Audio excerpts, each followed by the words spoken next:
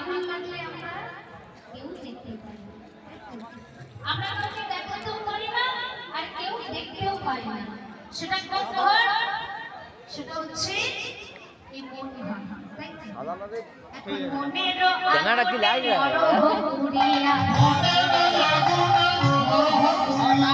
সঙ্গী গান বলছে রাখবে ওই মনের আগুনে তুই নিজে ফিরে মর। তাই বলছে মনের আগুনে